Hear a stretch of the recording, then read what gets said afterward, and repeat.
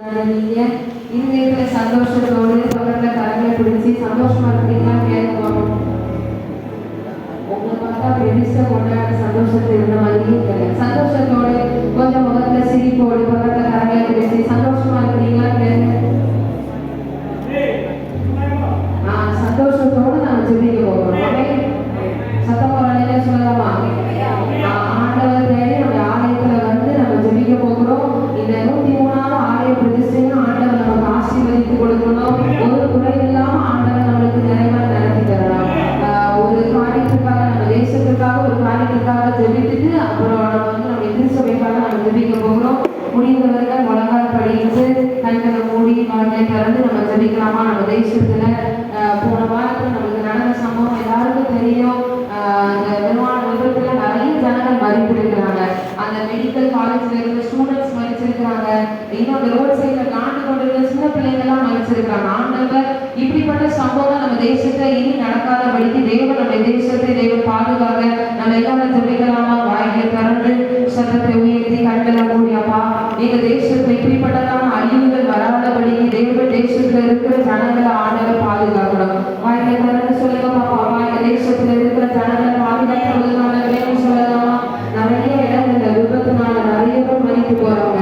நிறைய ஜனங்கள் நிறைய இழப்புகள் ஏற்படுகிறது.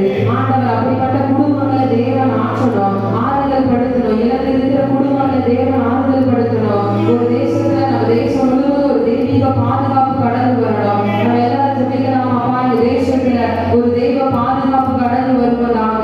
ஆண்டவரே தேடுகிற ஒவ்வொரு ஜனங்களையும் தேவனை பாதுகாப்பீராக. இந்த கடைசி நாட்கள்ல தேவனுடைய கிருபை இந்த தேசத்துல கடந்து வருவதாக. ஆண்டவரே தேசத்துல இருக்கிற ஜனங்களை நீ கண்ணோக்கி பார்ப்பீராக.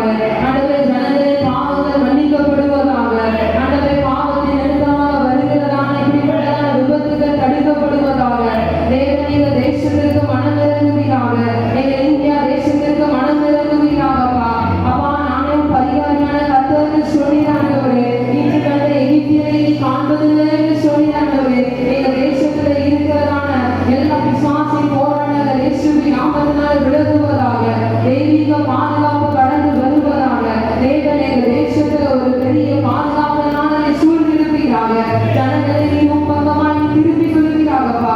உங்களுடைய கரை எங்க தேசத்துல எப்பொழுதும் கூட இருந்து வழி நடத்துவதாக. தேவ ஆவியானவர் எங்க தேசத்தின் ஜனங்களை நீ வழி நடத்துவீராக. நீங்க அப்படியே செய்கிற நல்ல கிருபைக்காக உமக்கு நன்றி ஆண்டவரே. கர்த்தருடைய ஜெபத்தை கேட்டவங்க எல்லாரும் கரங்களை ஆண்டவருக்கு நன்றி செலுத்தலாம். நன்றி நன்றி.